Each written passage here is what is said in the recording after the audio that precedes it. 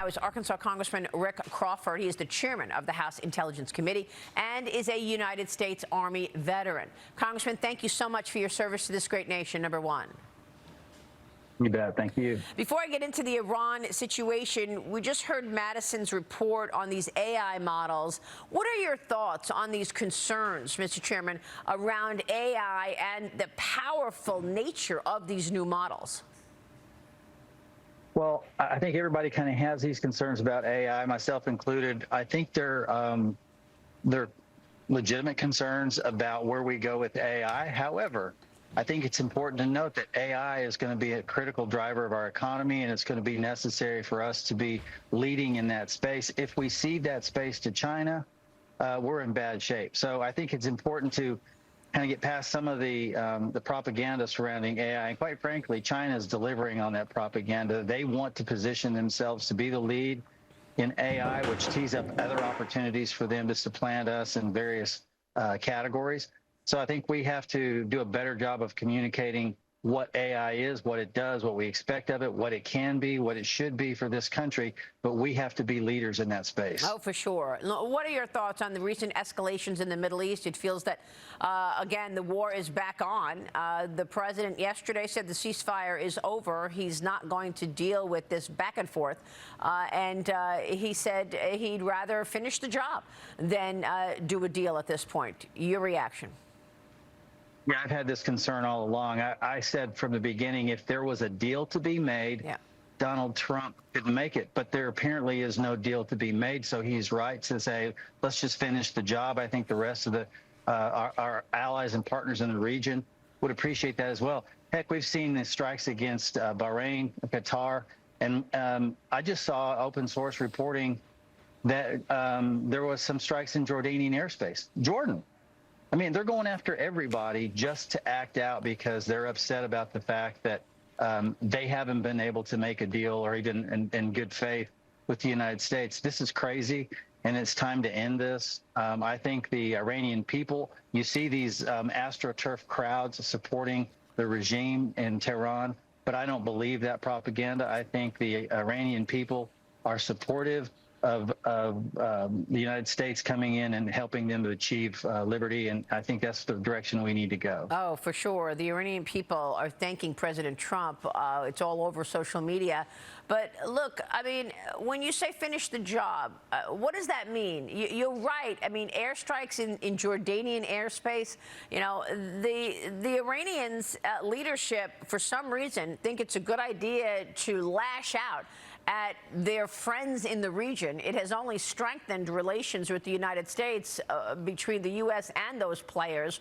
But your thoughts on what finishing the job means specifically?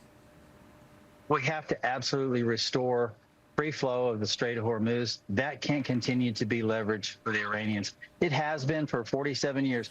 They have used the Strait of Hormuz as leverage in every engagement, every opportunity they could.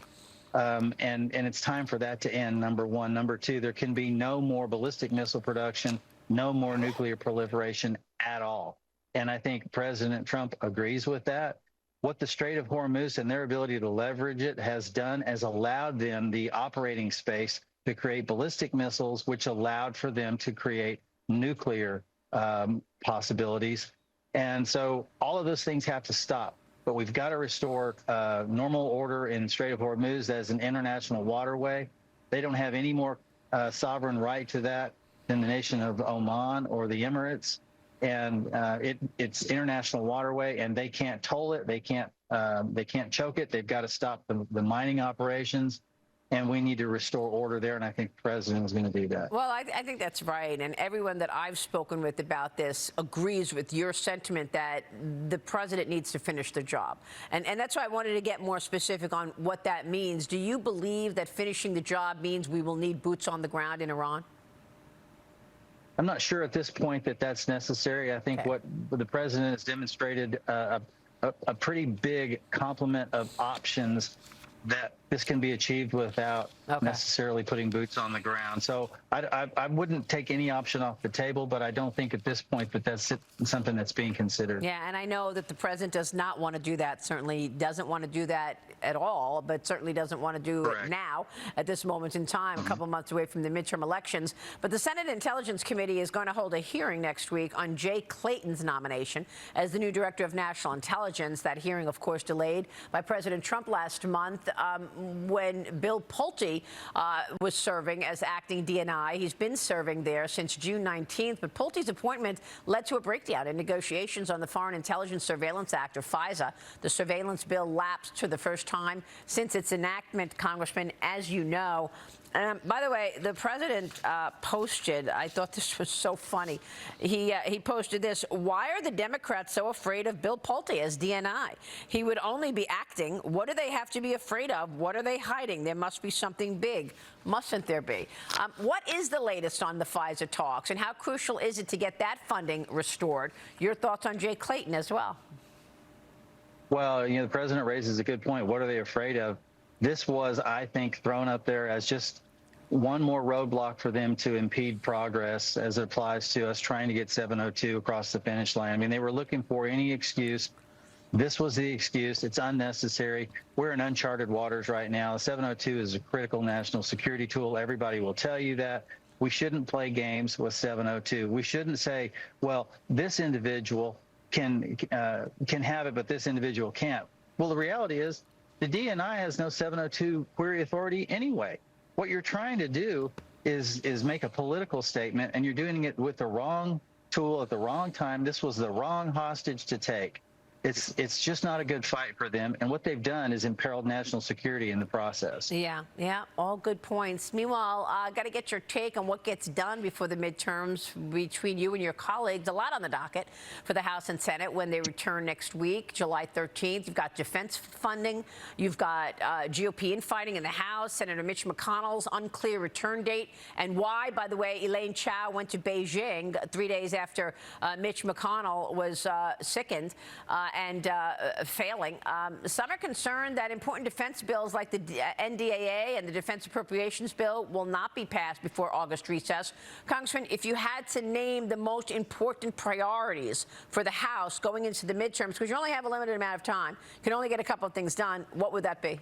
Well, NDAA has to be at the very top. That's our national security. We can't falter there. We have to continue on. We can't, play political games to try and achieve, particular parochial interests or even big things that don't necessarily belong on the NDAA. But the NDAA is something that we can't play games with, much like 702, and yet we still have found that people are willing to try and use it for other purposes. So I think we have to be very clear about the importance of the NDAA and why that's necessary. So my hope is we can come back next week and be focused on that, get that done, and put that to bed. And then, it's possible we could take up a third reconciliation package. I'm not sure. Time is not our friend on this point because, there's only a handful of legislative days before August break, and then we come back from August break, and then we're going to be on the midterms quickly. So we've got to work very quickly and diligently to get this done. Any shot you can get the Save America Act across the finish line going into the midterms?